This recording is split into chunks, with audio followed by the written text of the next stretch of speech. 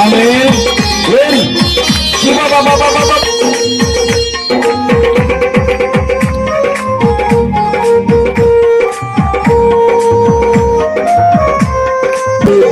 మహిమ యుగ యుగము స్తోత్రము స్తోత్రము స్తుతి స్తోత్రము స్తోత్రము స్తుతి స్తోత్రము.